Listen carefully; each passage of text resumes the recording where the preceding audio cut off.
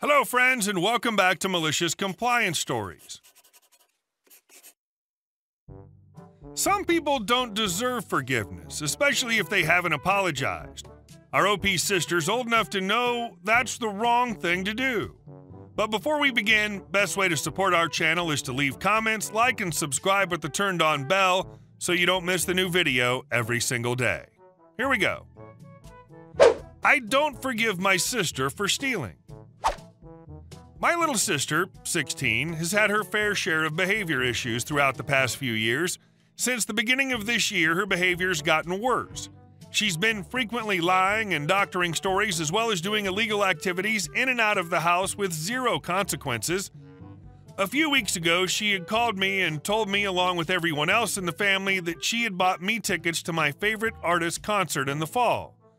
I obviously questioned it and kept telling her not to lie to me, but she insisted it was true, so I got very excited.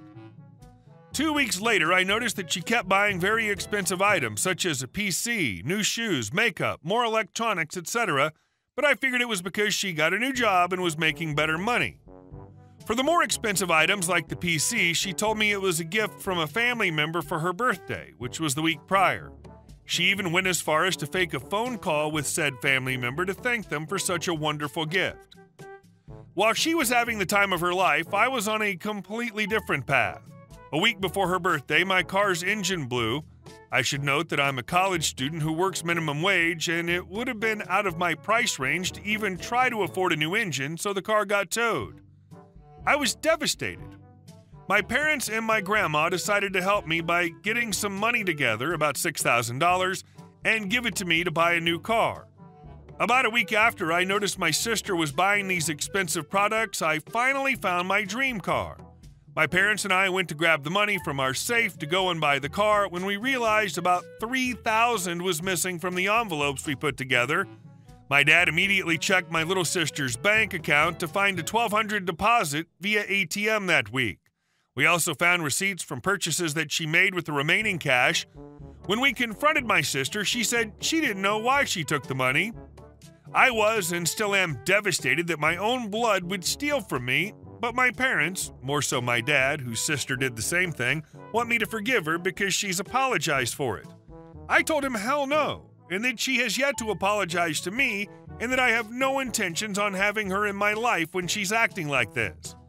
My dad said she's going through a tough time and needs our help. Update. I want to add that as soon as my parents found out we took her to return as much as we could, they were also devastated. And our second story. I don't call him his name either. Last night, my daughter came home from her job. She works retail in a nearby shopping plaza with the sad news that their neighboring store, which specializes in kitchenware, is having a going out of business sale. It was tragic news in our home, as my wife and daughter both share a passion for baking and cooking and shop there often, so much so that the owner, my wife, and our daughter are on a first-name basis. Ever since my daughter was little, she was mommy's helper in the kitchen. It's been a running gag in our house for the past few years that we give her a 5-pound bag of flour among her Christmas presents.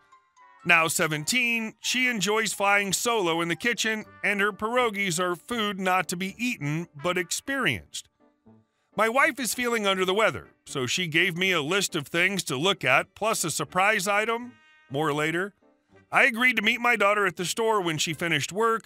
My daughter had gotten there a little early, and I was a little late leaving the house, so she had already been in the store by the time I arrived. That's when the fun begins. Our cast: SD, sweetheart daughter; OL, obnoxious lady; NSO, nice store owner. I arrive at the store and find SD chatting with NSO, commiserating over the store closing. NSO was feeling sad and appreciated SD's sympathy, so I decided to shop for a bit and let them finish their conversion.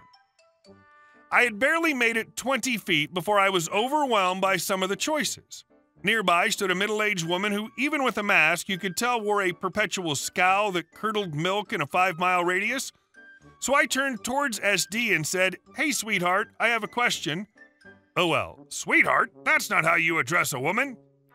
At this point, SD hears the kerfuffle and sprints over, knowing that the gene that allows one to suffer fools gladly is only present in my wife's DNA, NSO wasn't with her, apparently having just begun ringing someone up. Me. But she's, talking over me, raising her voice. You sexist! She has a name! Me. Yes, I know. I was going to point out I gave her that name, after my grandmother, but she continued raising her voice.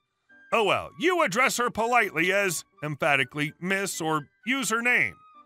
SD, now arriving, putting her hands up. Look, it's okay. Turning to SD. No, it's not okay. You should not have to put up. SD, raising her voice.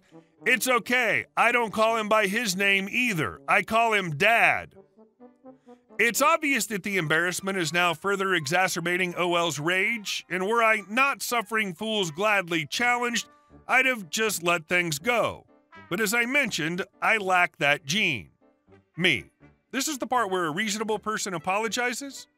OL just glares at me, determined not to give me the satisfaction before turning and walking away. Me. Yeah, I knew our little exchange was one reasonable person short.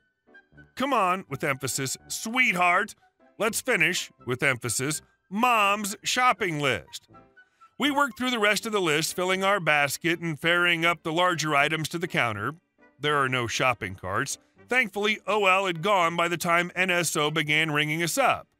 Me to NSO. Oh, I forgot one thing. This is where the aforementioned surprise comes in.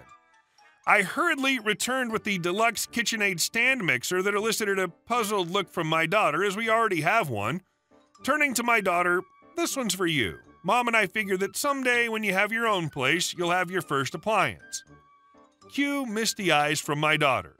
NSO gave us an extra $50 off, which was yet another nice surprise. And our last story. Karen's trying to get me to join the HOA. I have the biggest Karen living in my neighborhood, so we bought our home 3 years ago. At the time of purchase, we signed a set of bylaws for the subdivision that were laid out in the 60s when the neighborhood was being built. These rules included things like you couldn't have a separate building such as a shed, pool house, carport, garage.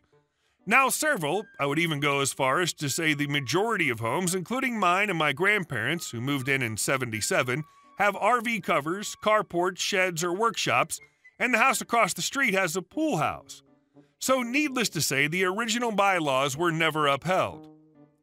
In October of 2018, we had our little girl at 26 weeks and spent the next 4 months in the NICU.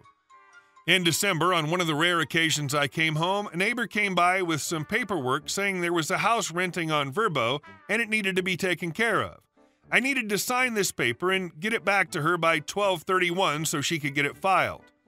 I ignored the issue. I don't care what someone else does with their property as long as it doesn't affect me, which this never did. The house was rarely rented out, and when it was always really quiet. I never heard anything, saw trash thrown about, etc.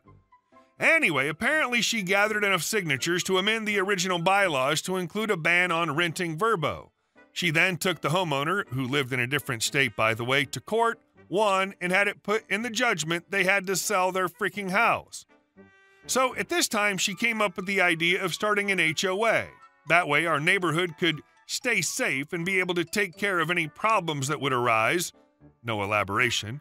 October 2019, she then began collecting signatures to add a new amendment to include forming an HOA.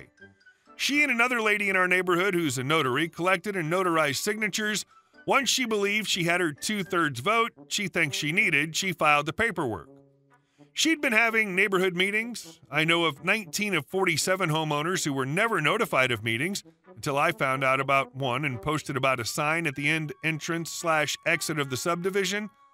Once we all showed up at this meeting, we were informed that the HOA had passed and we were all obligated to follow the rules and pay the dues that would be determined. I, along with the other 19 homeowners, made it very clear we were not part of any HOA and would not be participating or paying any dues. Shortly after this, I received an email saying that board members would be voted on via email and $25 yearly dues were due and I could make my check payable to their name. Other homeowners received an email saying that there was a one-time initiation fee of $115 plus the $25 yearly due, and thanking them for their contribution for legal fees for taking the Vrbo house to court. Like, how much money has this lady got out of people? All this to say, I checked her math multiple ways: votes per lot, votes per infraction of a lot, votes per number of owners, like every stupid way possible. The only way I can think I didn't do it was by value of the home to value of the entire subdivision. Anyway, she never had over 60% vote in favor for starting an HOA. I've called her out on it, and she refuses to acknowledge it. She's a real estate agent, and there are a couple of houses in the neighborhood for sale. I looked at the listings and noticed that one who signed for the HOA has association fees of $25. The other home, who did not sign for the HOA, does not have association fees listed. She's also now, well, I'm sorry, I don't know who for sure, someone has called the city on all us heathens that won't sign the HOA. So the city's been writing warnings to almost everyone for something or another. Mine for a pile of brush left after cleaning out a flower bed and my grass being over 6 inches. Neighbor for a stack of tile in her driveway. Another for having a ladder and an inflatable boat on a dolly in their yard. Another for leaves in the ditch, and so many other crazy offenses. Obviously, she's calling the city because she knows the HOA can't do anything. Or at least she knows we know she can't do anything. My concern is she's taking advantage of the elderly in the neighborhood that feel like the HOA is making them safe. She asked my elderly neighbor if she needed any groceries since she shouldn't be getting out with all the COVID around. My neighbor said no, she was fine. Then the lady turned around and said, "Oh, okay. Well, do you have your $25 for dues?" My neighbor's exact words were, "I gave it to her. I'm afraid of what she would do to me if I didn't." Not that she thought she was being physically threatened, but she literally thinks she could lose her home over not paying these bullies. Hey guys, thank you all for watching the video. I'll see you in the next one.